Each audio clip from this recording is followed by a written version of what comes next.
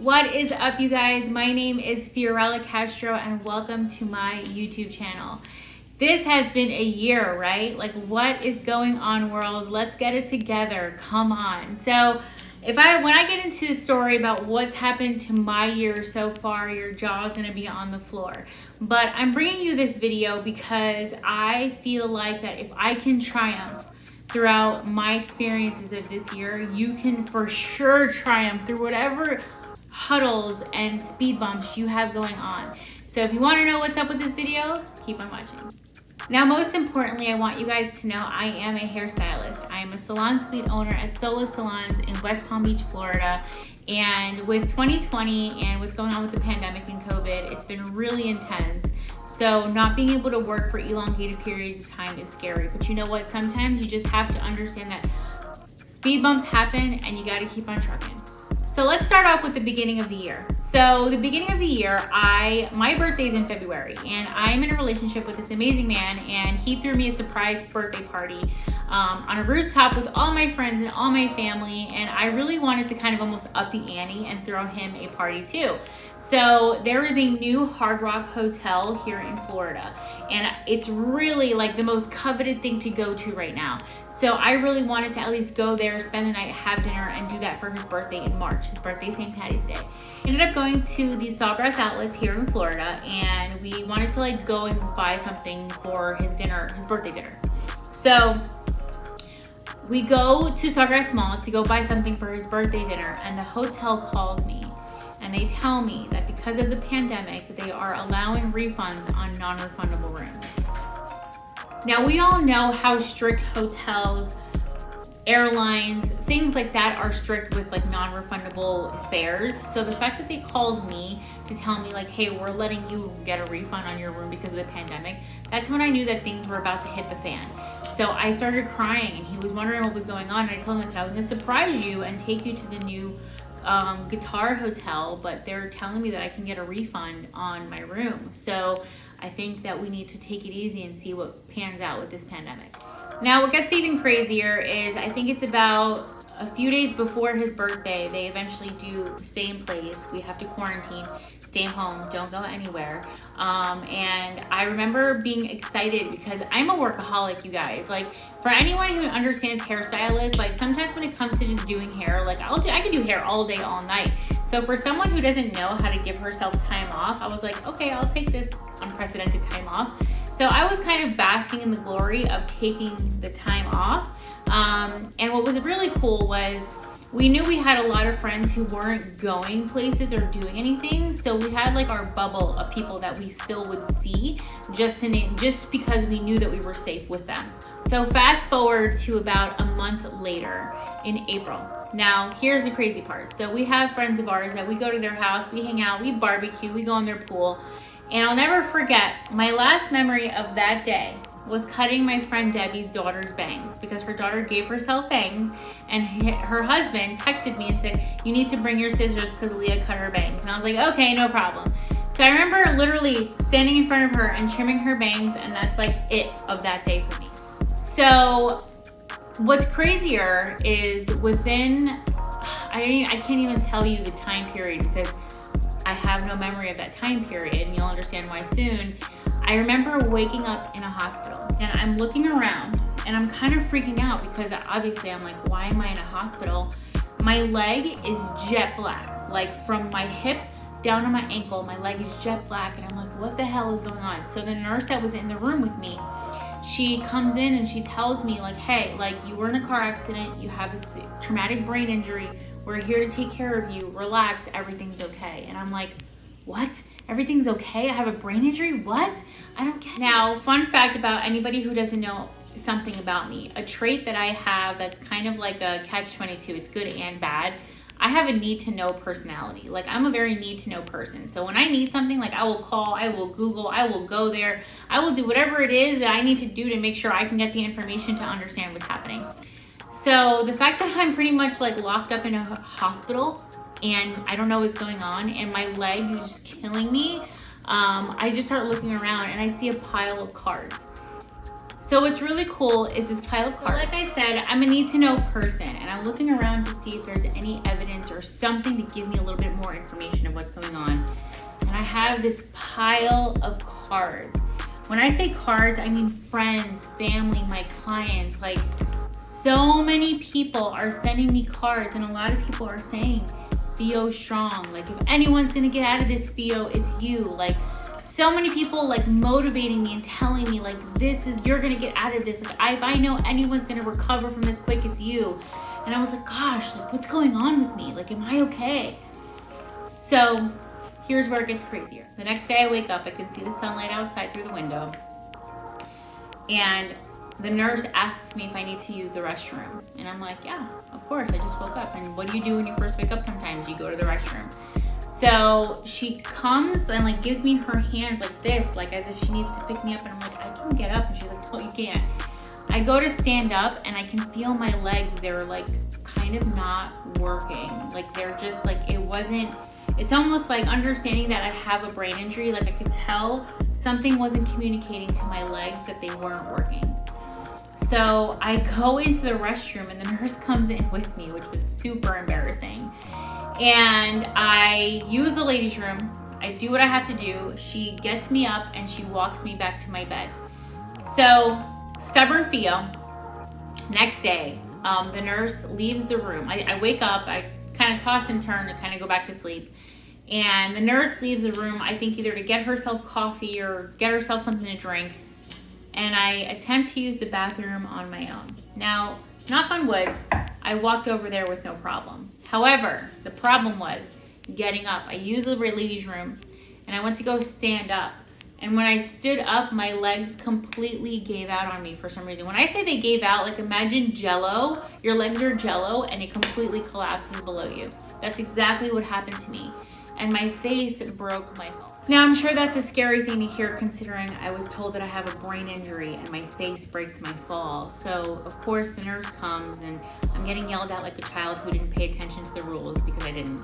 And now, like, if I have to do anything, I need to have a nurse there. Like, literally, like, I'm completely watched the entire time. So, I remember it being, now here's what's crazy too with a brain injury. I have very sparse moments of my memory. Like, I don't remember everything.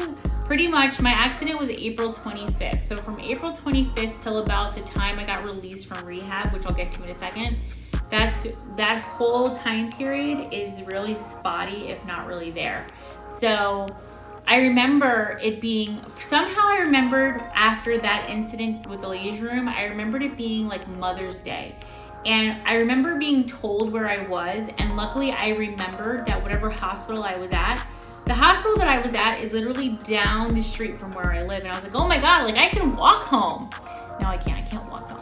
So I remember begging the front desk people, like, can I just go home and be with my mom for Mother's Day? Like, I just want to be with my mom.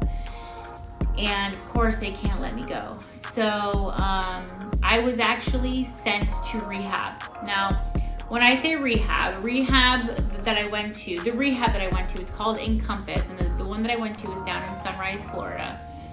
And essentially, a lot of people that go there, the most common patients that go to that rehab are stroke, heart attack, brain aneurysm, brain injury patients, because we pretty much need to learn how to walk, talk, speak, everything. And I was at that point where I needed to learn how to speak. So I remember going to rehab, and when I walk in my room, the day that I walk in, they have the calendar. It was a dry erase calendar, and the calendar has the day that I arrived circled and the day that I'm supposed to be released circled, which 3 weeks to a month later. And the girl that was in the room with me, she was actually about to get released, and she's like, oh my gosh, like you're at the best rehab, like you're gonna have a great time here, like just be patient with yourself. Even if it's a long time, don't worry about it, it's worth it. And I'm like, listen, I'm not gonna be here longer than like 10 days. I'm giving myself 10 days because I wanna go home. Now for me, like what I missed the most was like, I live with my boyfriend. We have 2 dogs. Like I miss my dog, I miss my Nova girl so much. And I just couldn't help but really want to get out of there and see my dog. I work really hard. Now when I say I work really hard, we're talking like I couldn't walk, like at all. Like I needed to use a wheelchair to get around and I went to physical therapy and occupational therapy to do exercises to help the muscle memory and my literal brain to connect with my body. Also too, with the therapies that I did a lot of speech therapy, and there were some that were even food related, because if anybody doesn't know, some speech therapists have to do food therapy because sometimes like some kids or even brain injury patients, like they can't swallow, like it doesn't like connect to do that. So I go through all of this, and it's actually really intense because they literally do watch you 24/7. Any move you make, they are watching you. Like, I had to be watched when I showered. I had to be watched when I used the ladies' room. If I wanted to just go for a walk, like I had to use my wheelchair to be my balancer, to walk myself around, or actually wheelchair myself around. I will never forget my therapists, and when I say I never forget, I'll never forget their faces. I mean, I know I had Sam, I had Rachel, I just can't remember the last guy. But the only reason I can't remember him is because he's Filipino. And if anybody knows any Filipino comedian, I love comedy, and I still love comedy. And I love Joe Coy. And so I used to jokingly call him Joe Coy. And I'm so mad I can't remember his name, but I had the best therapists. And the therapy was intense. I mean, I would go for a walk, and because of like my brain learning to like reconnect with my body, I was like I couldn't walk a straight line. I was literally like, I think I'm walking a straight line, but I'm actually going that way. So they ended up having to put like a leash on me almost, so that if I started to like veer off, they'd reel me back in. And speech therapy was a lot of like homework almost. Like I felt like I was in school. I had to do a lot of worksheets. And the worksheets were more like, exercises of like time management and critical thinking. And that's something that if you can only understand, like somebody with a brain injury, like critical thinking doesn't really come into play. So I liked that it challenged me in that direction. So what's actually really awesome, I'll never forget, I could cry thinking about it. My physical therapist, Sam, one day she wheels me over to physical therapy, and we walk in the room where we would do it, and she whips out a mannequin, a flat iron, a blow dryer, a brush, a mannequin stand, and she's like, here's your work for today. And I was like, I get to do hair today? Like, I could not get over the fact that I was able to do hair in rehab. Now, like I said before, I'm somebody who's a need to know, and on top of being a need to know, I am a go-getter. Like, I'm incessant. Like, I don't stop until I get what I want. So I made it very clear to the doctor that was like responsible for me in the rehab, like, hey, like I want to go home. Like I'm ready to go. Like what I realized one day was I was sitting on my bed, and as much as I love Encompass, do not get me wrong, it's an amazing rehab. But I got to a point that like I would wake up, I'd eat breakfast, I'd get wheeled to therapy, and then I'd come back and then I would watch TV all day. That was it. So for me, I was thinking like, I need to like walk my dog.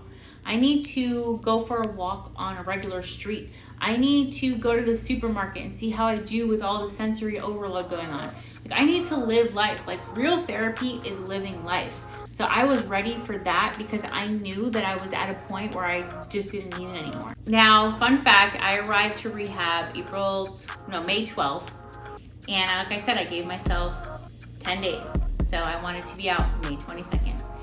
And I spoke to the doctor at the rehab, and I told him I want to be out of here by May 22nd. And what's really cool that I get to tell you guys, I was out by May 22nd. Now, what I need to tell you about this mountain of cards that I received, what motivated me the most is the fact that like, you guys, like if you are my client watching this right now, if you are my friend, if you are my family, like I have been told by so many people, like if anybody's gonna get out of this better than they went in with it, it's you, Theo. Like I believe in you. Like the level of belief that people had in me was my motivation, my inspiration, my desire to get better and better than I was before. Now, what's really cool is I get released, like I said, May 22nd, and my sister picks me up, my mom picks me up, and I'll never forget, I get out of that rehab, and I ripped my face mask off because I don't know what's going on. I've only been in hospitals and rehab 90% of the time because COVID had first started, so I'm thinking it's over. And I remember saying like, oh gosh, no more mask. And my sister was like, well, sometimes. Like, no, not always, but yeah, you gotta still wear it. So I realized at that point, like, we're in a new world. I'm coming back to a new world. I was pretty much given a time frame when I could go back to work. Now, I was told in April, May, like, I remember even in the hospital, when I was still in the one hospital, I've been getting small glimpses lately. And I remember talking about, like, when can I go back to work? Like, I'm a hairstylist. People need their roots done. They need to get their highlights redone. Like, it's balayage season. Like, they need their balayage. Like, I need to get back to work. And the nurses were like, don't worry about work till, like, next year. Like, you got a lot of recovery going on for you, girl. Now, when I got out of rehab, I was told that I have to take a neuropsych test. Now, for anyone who doesn't know a neuropsych test, I'm gonna, like, kind of, like, narrow it down for you, but it's essentially a test that's given to you by a neuropsychologist who tells you pretty much what you're, I guess you say, approved to do, like what you're capable of doing. So my neuropsych test is a 2-day test, pretty much an all-day test. It was like 9 to 5 both days. And they do everything. I mean, they test your patience, your speed, your sensory, your abilities. They test everything. And I was telling them, like, I just want to know that you guys can tell me, like, I'm okay to go back to work. Like, that's all I care about. I just want to go back to work. Like, I didn't even care about driving. Oh, mind you, sorry guys. Let's reel back. Like, why am I going through all this? So I'm going through all of this because I was apparently in a car accident that I didn't know I was in. I actually still don't know what happened in the car accident, which is absolutely wild to me. And my boyfriend's sister was my passenger in the car, and she's somebody who doesn't drive, and knock on wood, she walked away without a scratch. Thank God. She's so good. But I just couldn't believe that this car accident put me in this way. So now I'm realizing, like, oh my gosh, like, I was in a car accident. I don't have a car anymore. I'm not working. I don't have Social Security. Like, I don't know all these things, you know? So I'm kind of freaking out now that I'm out of rehab, thinking like, oh my gosh, like, money. Like, what's happening with money? Now, my mother my whole life has always told me, now I'm going to say it in Spanish and I'll translate it, but she's always said to me, dime con quién andas y te diré quién eres, right? So that says, tell me who you're with and I'll tell you who you are. Now, I've always kind of like resonated with that, and also like the whole vibe, your vibe attracts your tribe kind of thing. And I'm super blessed and super lucky that I have these earth angels. My friend Dominique, Tracy, and Gabby, they did this amazing thing for me. What they did was they contacted my clients and they serviced my clients and donated their time and everything that they made to me. They gave me everything. And I could cry just seeing what I received because I didn't know what was I gonna have, like what was gonna happen. So I remember opening Venmo, seeing my account with Zelle, and just seeing all these donations. And even right now, like my goosebumps are to the ceiling right now because I couldn't fathom, like who do you know would work for you and give you the money that they worked for you? Yeah, I don't either. And now I do. These selfless angels did this for me. And they're the reason why I was able to afford my neurologist, my neuropsych test, like all these doctor's appointments that I have to follow up with, because you don't just get a brain injury and you let it heal. Like you have to follow up and do all these tests and appointments and follow-ups and all that stuff. So it's not cheap, guys. You know doctors aren't cheap, especially in the United States. Dom, Tracy, Gabby, I literally, like, just so you know, like Bella and Jacob, like, and Twilight, like you guys literally imprinted my heart with that. Like I will never forget that. And when I think of selflessness and I think of donations and I think of time given, like you guys come to mind like that. And the fact that you guys had the heart to do that for me just shows me that everything my mom taught me when I was younger about your vibe attracts your tribe is so true, because I'm so lucky that you guys are in my tribe. So I'm very lucky also that I have this amazing guest, and she is a primary care physician, and she did so many things for me and helped my family understand and help them through like the processes of me medically, that she found me a neurologist. And I'll never forget the day that I went to the neurologist to follow up with him with everything going on. My first question was, when can I see my tribe? I want to service people. I want to go to work. And he was like looking at me like, you want to go to work already? I'm like, yes, like I want to go back to work. I love what I do so much that like, I didn't even have a car yet and I wanted to get back to work. So, well, he said, he's like, listen, he's like, do you feel okay going back to work? And I was like, do I look okay going back to work? And he actually did a few tests on me, and throughout all the tests that he's done, he was like, yeah, like you're totally okay. Start off slow. Take it easy because your tolerance might not be as intense as it was before, because I know how hairstylists are, but take your time to go back into it, but you got this. So I gave myself, I think it was in July that he announced that he told me that I can go back to work, and I pretty much gave me an extra month. I gave myself an extra month to go back to work. So I started back to work August 18th. And the overwhelming love and support that I was given coming back, like again, my goosebumps are to my ceiling right now, because I think I cried so much knowing that I was going to see everyone, that like just seeing them, I was like just so excited to see their cheeks pop out of their masks. Now, after I get out of rehab, my sister tells me what happened in that time that I don't remember. So I was prematurely released from hospital number 1, and I was sent home. And when I get home, my sister realizes like she can't walk, she can't talk, she can't really communicate, so we need help. And my sister contacted my friends, and they made a schedule. And on the schedule were all my friends taking turns taking care of me. Now, I can't tell you like I was a child, I was a baby. Like they needed to help me shower, they needed to help me go to the ladies' room, they had to feed me, they had to put me to bed and make sure I didn't fall off my bed and hurt my head again. Like they had to literally take care of me. And this is where your vibe attracts your tribe kind of thing is so intense, because when I think about how lucky I am to have this circle protect me and keep me okay, literally blows my mind. So my earth angels is what I call them, made me this amazing poster, which I'm working on framing so I can hang it up, because it's something I'm never gonna forget.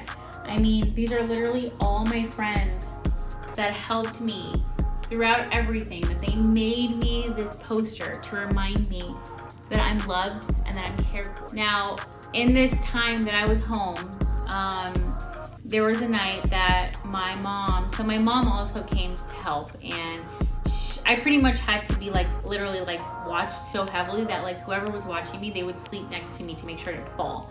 So my mom, she tells me that there's one night, I wake her up in the middle of the night, and I tell her, now for anybody who doesn't know, my father passed away 3 years ago, and I tell her that the reason I was gone for so long, because from what I'm told also, I was in a coma for 3 days when the accident first happened. So I was, unconscious for 3 days, and I wasn't awake. So of course people are worried, because what happens when someone's in a coma, you don't know when they're going to wake up. So it's concerning. So now mind you, I don't remember telling my mom this. This is what's crazy. So I tell my mom, the reason I was gone for so long was because I was with my dad. Oh man, this is where you can put the tears out, or the tissues out. What's crazier is that my mountain of cards, on top of everyone saying that if anyone's gonna come out of this better than ever, it's you, everyone said that your dad is with you. Like your dad is protecting you. Like your dad is your angel, your guardian's with you. And like the fact that I was told that, and like I remember reading that in the hospital and getting out of rehab, and my mom telling me that I was telling her I was with my dad, I'm like, what? Now, what's actually really even much more cool is that my sister's a life coach, and her focus is mindfulness, and your mindset is so important, and it really is. And this is where this year, these things, like your mindset is what's going to take you far or drown you. And I'll never forget that when I would call my sister when I was in rehab, we would go over my mantras, my affirmations. These are my affirmations. I am loved, I am safe, I am protected, I'm a tycoon. And I would just repeat that to myself. Like when I would have moments of like defeat, or like if I didn't know I was gonna get out of this, I would just say, I'm safe, I'm protected, I'm loved, I am safe, I'm protected, I'm loved. And those are the things and the times and the moments that I'll never forget. Like I almost like had the love and the good juju that was sent my way, like overwhelming me and just like filling me up. So just so I'm not holding you guys up too much, I'll kind of speed it up a little bit. But what's really cool was about a month after me starting work, I spoke to my boyfriend and I was telling him, because I was Ubering to work and to go back and forth, it's very expensive, especially when you haven't worked in a while. So it's kind of out of budget. So I was telling him like, hey, I gotta really think about getting a new car. And I remember we went out for my friend's birthday in September, and we got out of the restaurant. I asked him, I was like, hey, can I drive home? And he said, sure, no problem, no questions asked. Like, sure, go ahead, drive. And I was like, oh my gosh. But what was cool, in his defense, is that we took local roads. They weren't like the highway or anything, it was just local roads. So that was the time I remember getting behind the wheel. I used to be a driver who I'd lean back, I'd have the one hand. Not that I wasn't a careful driver, but I was almost like I wanted to like look cool while driving, but now I'm like a total like 3 and 9. I was sitting up super straight, my hands were clamming, my throat was choked. Like I was so like nervous, just so nervous, because I knew that I was in an accident, but I don't know what happened. So for me, the fear was more like, do I know how to do this? Like, am I okay to do this? And so we were about halfway home, and that's when I felt like, okay, I can do this. I can do this. Also, like I just told you guys, I have my mantras. So the entire time in my head, I kept saying in my head, I am safe, I am safe, I am safe, I am safe, I am safe. A month later, I got a car. I got a car, I'm back to driving, I'm back to work, and I feel like I'm back to like as much normalcy as life can give me right now. Now, I honestly think like one of the biggest things that got me through everything was my mindset. My mindset was everything, because I couldn't imagine feeling down. Like I can't imagine not believing in myself. I can't imagine not having faith in myself that I could do something. So the fact that I was able to tell myself that I'm healing, I'm safe, I'm protected, I'm okay, like those were the things that pushed me through. So whenever you have moments of like that you think you can't, switch it up and tell yourself, I can do this. I got this. I'm able. I'm capable. It's possible. How I like to see it is like your vibe attracts your tribe. So flip your attitude, flip your vibe, and show the world, show yourself that you're a good person. Show yourself that you're a positive person. Show yourself that you're able to do things, and you're just going to attract the people that are doing the same thing. They're the doers. People, the helpers, the supporters, the people that will help get you to your goals.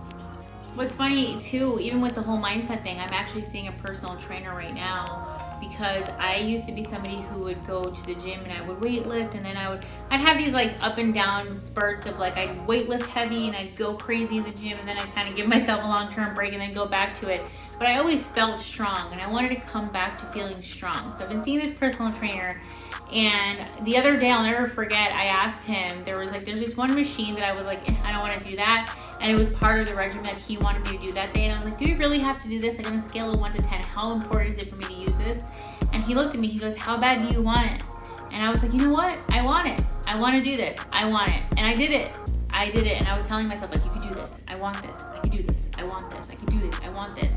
So you have to remind yourself and tell yourself, like, listen, if you're standing, if you're breathing, if you're speaking, if you're flipping through your phone and flipping through your Instagram and Facebook, you can do things. Just give yourself the time, the effort, the possibility, the faith that you can do things. And speak to yourself as well as you speak of others. Because if you're constantly hyping up your friends and giving them your energy, start giving yourself that energy to improve yourself. So thanks to my amazing circle, my amazing family, my amazing boyfriend, his amazing family, my amazing clients, I mean, everybody. I went from tragedy to triumphant, and I feel so blessed and so lucky in this crazy year of 2020 to not only go through 2020, but to also go through that tragedy and be where I am today. So if you're wondering what my takeaway from my accident was, my takeaway was a reminder to myself that regardless of what gets thrown my way, I can improve, I can succeed, I can be victorious. Listen, the reality is life is not easy, whether we have a pandemic or not, whether you can afford things or not, like whether you have a relationship or not, whether you have your parents or not. Like, life throws you so many speed bumps to see how victorious you can become through those speed bumps. The universe, God, like whatever deity you believe in, like you are given these things to show how strong you are, because you are strong. So don't ever doubt your strength, don't doubt your abilities, and don't doubt the possibilities that you yourself can control where you are and where you go. So if I can give you any little piece of advice, the best thing I could do is tell you that you need to speak to yourself so well that not only do other people speak highly of you, but you can speak highly of yourself. So remind yourself, you are. I tell myself every day, I am amazing, I am successful, I am alive, I am abundant, I am busy, I am a multi-millionaire, whatever it is that you want, tell yourself that you are, because then that energy will help uplift you and drive you to the life that you want to live. Now, this is totally a different direction that I wanted to take hopping onto YouTube with, but like I said, I am a hairstylist, so you'll probably see hair videos, you'll probably see other vlogs, whatever else that just comes to my brain that I want to do. But I just feel like I needed to make my message, and here's where we start. And if you guys liked what you saw today, leave a comment below, give it a like, let me know what else you want to see, what else you want to know. Even if you have any advice for me about my brain injury and what I can do to continue improving it, let me know. Stay tuned, subscribe, and I'll see you guys soon.